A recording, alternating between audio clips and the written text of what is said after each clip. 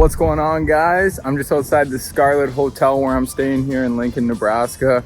Just got my trusty espresso for the morning, third one down, and I'm just about to get picked up by my good friend Ted here. So he's gonna take me on a ride around town, showing me kind of how his operations work in person, like out on the field. So I'm quite excited to see how that all functions today, and gonna get to really know the business from like the lawn cutting side to the fertilizing side, which is pretty sweet after seeing his operation yesterday and being inside the guts of the business and in the office all day. I really got to see what it was like internally. Now I'm gonna go see how it functions externally, and I'm quite excited. It's a beautiful day in Lincoln, Nebraska here. We're gonna go see how his fleet gets to work and see how everything's orchestrated. I'm quite excited. So yeah, stay tuned, guys.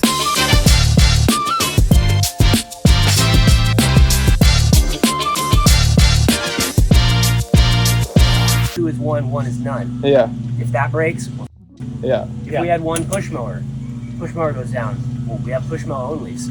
So you always have to have these things. You always have to have two, yeah. We have some houses you can't use the big mower, it's only push mowing. Yeah, there's two trimmers here for a reason. Yeah. Everything I see, you got backups on deck for basically everything. Yeah. And we have backups back to the shop in case like that guy goes down. Yeah, in case I just like having a backup track. That lawn is in kind of rough shape, and they're mowing the same direction every week, because when you have a lawn, there are fast mowing patterns and slow mowing patterns. So like look at the screen. Imagine the screen was a lawn. It's a rectangle. The fastest way to mow this is to do the fast pattern. Because think about it, I only have to turn around this many times. If I were to mow it this way, I have to turn around way more times, and every time you turn around, it's a couple seconds to turn around. If I was gonna go diagonal, it takes a lot of time to turn it around to go back and forth. So everyone wants to do the fast pattern because you literally shave off multiple minutes by doing it. You get what I'm saying? Yeah, of course. But if you mow the exact same pattern every week, then you end up putting ruts into the lawn, and then it starts to damage the grass. So you have to change up your mowing patterns at least between 2 or 3 different patterns every week. Just don't mow the same pattern too many times in a row.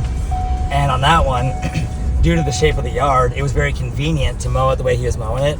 But I could tell it's like they've been mowing it that way a long time, and they're not switching up their mowing How often patterns. do you guys switch up your patterns? Every month? Every week. Every week? So like 1 week mow it this way, the next week mow it that way, and that's how you get like those checkerboards. Now rolling up to this property, like give me the whole process, give me the tips to save time, and show me exactly how a perfect lawn should be cut. Park right here. I think we do 2 or 3 houses in this cul-de-sac. So. Okay, let's do this. Walk me through the process. We like to mow first, because let the mower do everything it can, and the trimmer will only trim what the mower couldn't get. And a trimmer can kind of tell, if you're a good trimmer, you can be like, I already know the mower's not gonna get here. So the trimmer will just trim this whole thing out, so the mower can just do like a gradual turn right around the bend there. That speeds things up. Speed things up. We have all these notes on all of our stuff, so the guys know when they get your property specifically what to do. And I think Follosoft has the same thing. You can't even start the job until there's a checkbox. You have to check off the box that acknowledges you read the note. So the issue is like when we got guys who pop up here and like you have all these notes, I have to check it off before I can even start the job.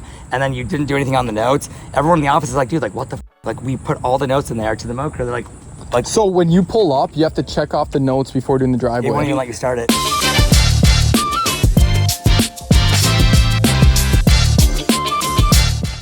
Nick's taking a call right now, so like normally we'd be just like rocking, but because Nick's our ops manager, he is having to do 2 jobs right now. Not only is our ops manager, he wears some other hats. Nick's wearing like 5 hats right now. So yeah, tough week at Summit Lawns this week. Yeah. We are in a race against weather, so if we look at the radar, like you can see already, it's starting to cloud up over there, so time is of the essence. So there's a big debate in like trimming, so we're not getting our edgers out right now, and you can see what we're doing. When you turn your trimmer sideways, like what he's doing, you watch him as he comes back here. But if you look right along the sidewalk edge, where he just trimmed, he left what's called a beveled edge, where it's kind of this slanted, look at the sidewalk over here. It's like a slanted thing on the grass, right there.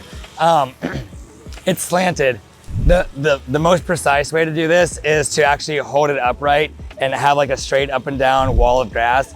It's not the end of the world, it's not that big of a deal. But if you're like truly like doing like immaculate, perfect quality, you either get a steel blade edger, which is that other machine up there, or you take the trimmer like I did and you turn it upright so that you have a perfect edge going along here. It takes a little bit longer to do that. And we usually edge all of our properties like once a month, and then we maintain the edge with the trimmer. So the goal with trimming is that we just don't want grass growing over the sidewalk edge. And when you have a perfectly straight up and down wall, your grass perfectly comes up to the edge.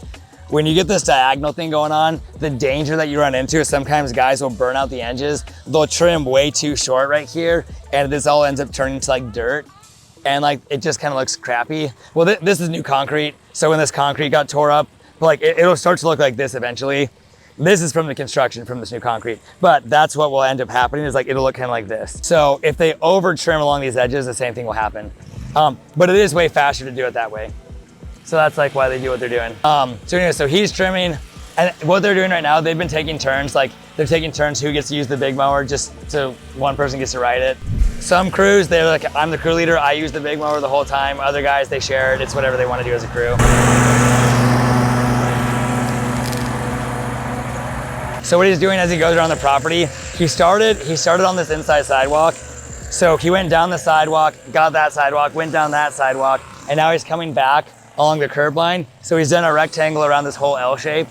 He's also grabbing obstacles as he goes. So it's not like he just did the sidewalk and then later on he's gonna walk all the way back over here for this fire hydrant. He's getting the fire hydrant right now because he's right there.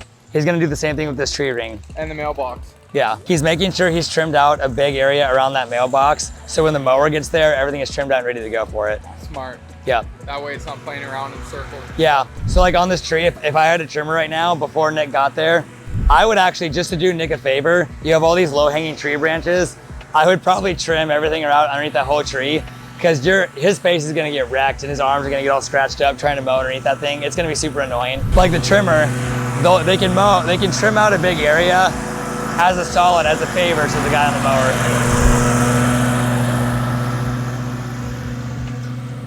So same thing, he's double outlining. He actually doesn't even need to double outline this. What you should do is only double outline along the house and the landscape bed. That's where you need the room to turn around. You don't need turnaround space over here because you have the sidewalk. You can cross right over, you can do your thing. But anyway, so now he's starting his back and forth.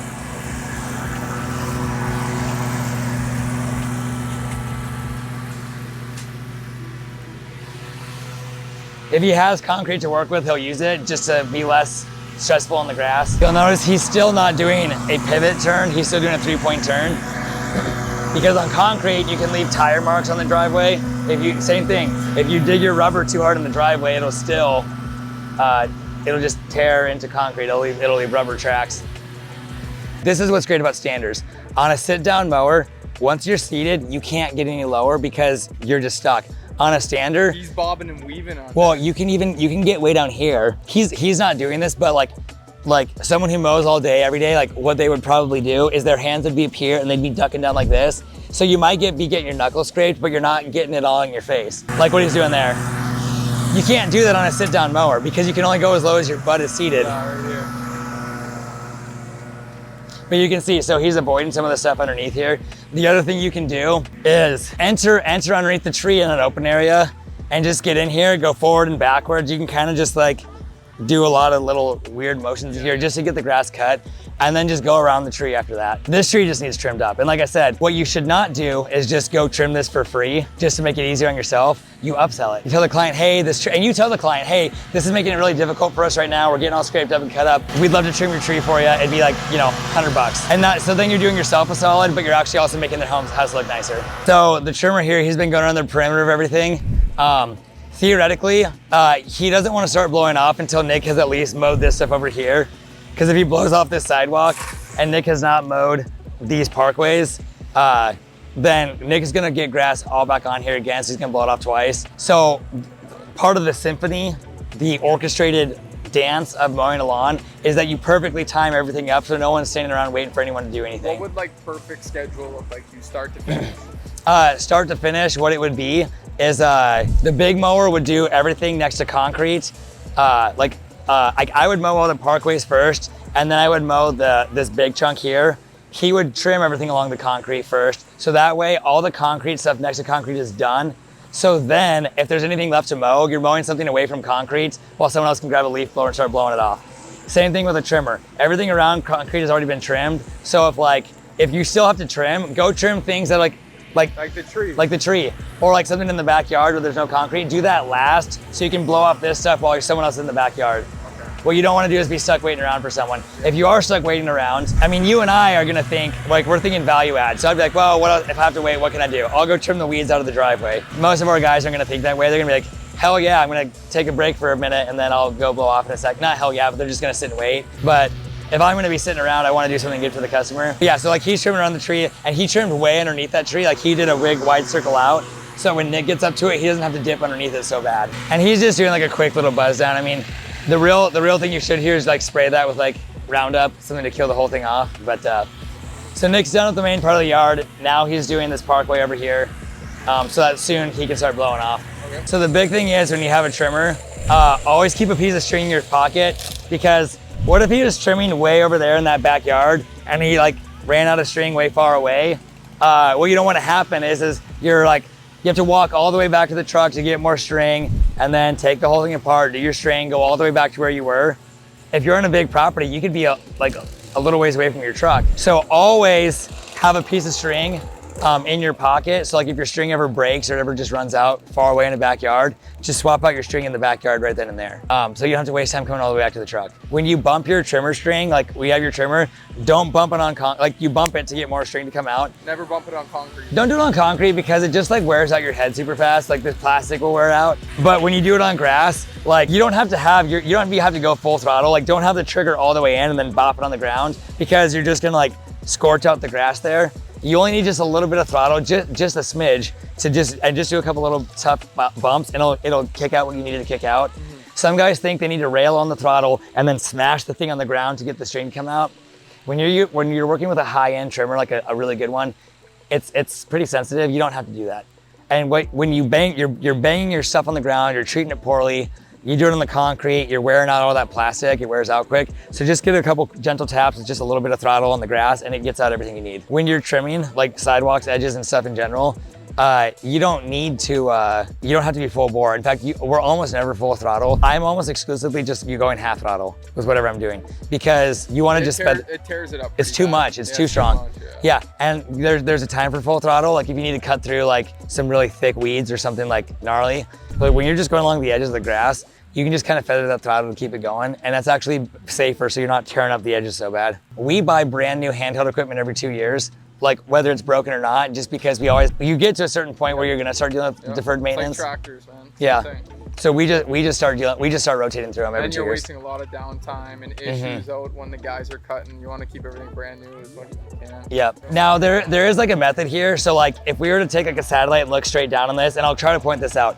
If I was here trimming this by myself, what I would do is I would start on this boulevard on the curb line, and I would go all the way down around the whole house, and I'd come back on this inside sidewalk, and I'd go over to that side, and then I'd come over here, I'd come down this sidewalk and go down that end, and then I'd come back around the front of the house. And that's like the loop that I would have done. So that way all the concrete got done first, but you're essentially covering the whole perimeter. And without having to backtrack ever. Yeah. Because I never want to have to go walk over where I've already been to. So I do this, I go all the way around, all the way back, all the way this way, all the way back, and I come back along this landscape bed up here. Again, that's when I say you want to be a lazy trimmer, it's like, how can I trim this in the fewest amount of steps possible? Always going clockwise.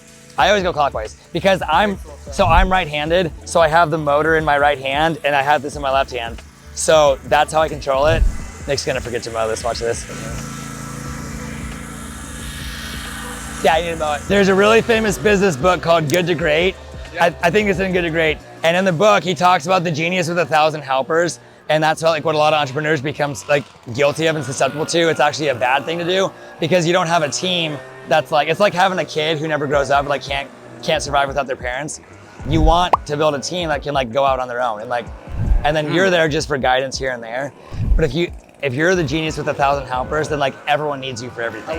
So what he did is he started on the perimeter and then he came back there and hit the sidewalks. This one, there's not a lot of sidewalk. Literally the sidewalk is from like here to here. What I like to do is I like to go down the middle of the driveway and kick everything to the side because it takes a long time. I mean, it's just like snow blowing. If you had a driveway that was like crazy wide, you can't reach that side from one side with your tractor. Like at a certain point, your blower can only throw it so far. Yeah. So with the leaf blower, I always go down the middle and because I can get this to the edge from right here and I can go up the driveway one way, get all of it, and then come back down the driveway going this way, get all of it. If I start on one edge and try to go all the way to this side, it's gonna take me a while. And I'm gonna do the sweeping motion. So if I hold it straight, I'm only making one little tunnel, one little pathway. If you do the sweeping motion, I am getting a wide pattern as I blow forward here. But if I have to go from here all the way to there, I'm gonna blow everything over here and have to walk back. And then I come over here and I'm gonna do everything. It's gonna take me a while to get all of it. So you come up and I'm just getting everything right here, and I'm close enough to the edge of the grass that from all the way from here, it's making it to the grass. This is also why backpack blowers are so important. Backpack blowers from far away, I can get this all the way to the grass, all the way, more power. so much more power. And sometimes, here's the thing, wet grass, if you're ever mowing when it's wet, grass is really, really sticky. So it sticks to the concrete really bad. The stronger your blowers, you need that power. If it was a wetter day, that thing would be having trouble. That blower. It would take so long. They'd have to be Why doing. are those even around then? Why do you even have them? Backups? Sometimes, like if you need to like get this back behind, like so a backpack blower, it's big and bulky, you have this big thing. What if you needed to like get behind, like during leaf cleanup, you need to like get behind a bush or get in like some little area. If you have this backpack on, I can't. Here's an example right up here. If I need to get leaves out from underneath this bush, sometimes with a backpack on, I can't get back in there, and like, cause my backpack is hitting the railing, it's hitting the house, I can't get in here and then get the leaves out. With a handheld though, I can kind of stand over here and do a little of this, and we don't use it all the time. But yeah, so when you're blowing, that's why. And that's why these backpack blowers are so important. But yeah, so that way I can get everything this way and everything that way. So these things can just come off completely. So there's not really anything to see right now, but what's cool about it is you can stick the string all the way through here, and then you just, like watch this, I'll shorten it up here. It'll start to suck it in, and that's how it winds itself up, super fast. Yeah, I was pointing out, I was like, Nick's being a hero right now and just jumping in wherever help is needed, but he does not do this all day, every day. MVP. And you were never formally trained in on like all the nuances to all the little things. So But the fact that you're here, thank you. on M1, Boom. Is that it? That's Yep. a wrap?